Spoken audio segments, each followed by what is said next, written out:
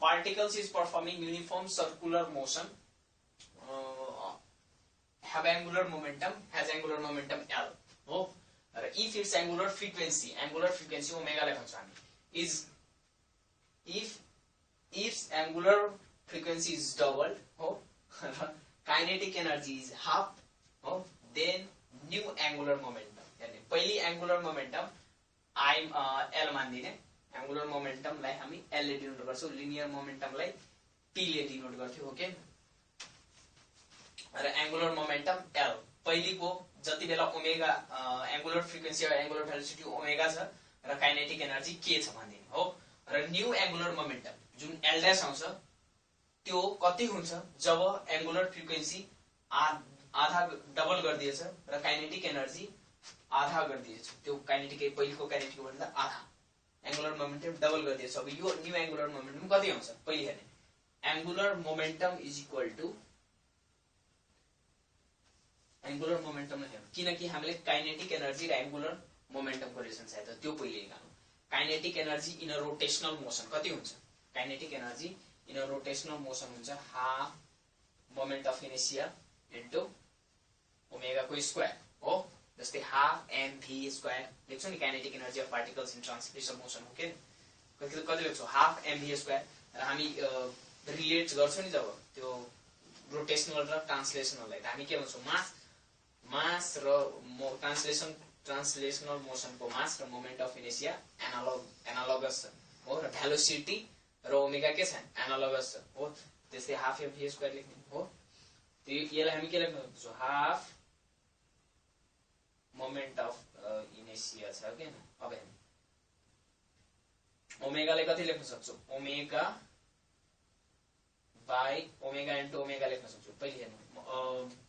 angular momentum कति हुन्छ angular momentum छ I ओमेगा जस्तै linear momentum equal to mass into velocity हुन्थ्यो नि mass of the object into velocity of object त मासलाई हामी के एंगुलर मोमेन्टम भने नि मैले के गर्छ एनालोगस हुन्छ रोटेशनल मोशन र velocity analogous to angular velocity हो कि एंगुलर फ्रिक्वेन्सी हो त त्यस्तै हामी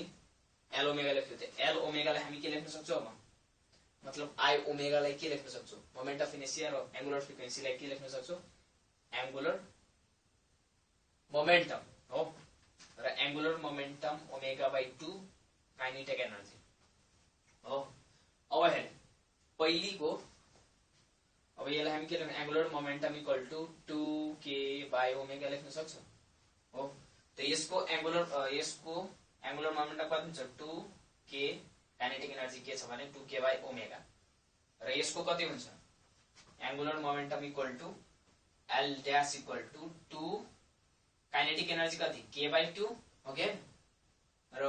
ओमेगा कति 2 ओमेगा एंगुलर फ्रिक्वेन्सी कति भयो 2 टाइम्स डबल त के हुने भयो k कति हुने भयो यहाँ यस नकाट्नु अच्छा ठीक छ यो काट्दिनु हो र यो बाँकी राख्नु भने गडबड हुन्छ फेरि 2k बाइ ओमेगा हामीलाई यो 2 चाहिएको छ है हामीले के चाहिन्छ हामीले यस्तै बनाइराख्नु छ 2 2 अब हेर्नु यतिलाई हामी के भन्न सक्छौं 2 यो 2 यहाँ आउँछ हो त 2k बाइ ओमेगा लाई हामी कति भन्छौं L त यो L भयो हो र यो कता छ तल 4 त L dash कति आउने पर्यो L पहिलेको एंगुलर मोमेन्टम भन्दा 4 टाइम्स कम हुन्छ के हुन्छ 4 टाइम्स कम हुन्छ त हाम्रो आन्सर के हुनु पर्यो A हो एंगुलर मोमेन्टम अर्को पनि हुन्छ एंगुलर मोमेन्टम यो त एउटा फर्स्ट रिलेसन थियो अर्को रिलेसन पनि हामी निकाल्न सक्छौं यहाँ हामी यसलाई के गर्न सक्थ्यौ यहाँ एउटा ओमेगा छ नि यसलाई के गर्न सक्छौं kinetic energy equal to half I moment of inertia into omega square छ नि त हाफ मोमेन्ट अफ इनर्शिया किनकि यहाँ एंगुलर फ्रिक्वेन्सी आछ यदि मोमेन्ट अफ इनर्शिया वाला रिलेसन चाहिएको भए त हामी के लेख्न सक्छौं I लेख्नु भने I स्क्वायर हुन्छ मोमेन्ट अफ इनर्शिया यो क्यान्सल भए फेरि बनाउँछ कि आउँदैन यो ओमेगा स्क्वायर त्यसलाई हामी के लेख्न सक्छौं I ओमेगा को स्क्वायर भनेपछि I ओमेगा भनेपछि के L स्क्वायर त L स्क्वायर बाइ 2I हो जस्तै काइनेटिक एनर्जी यो ट्रान्सलेशनल काइनेटिक एनर्जीमा हामी कसरी लेख्छौं kinetic energy equal to p square by 2m हो र यसलाई हामी ट्रान्सलेशनल काइनेटिक एनर्जीमा लेख्छौं momentum equal to 2k by angular frequency भनेको के भेलोसिटी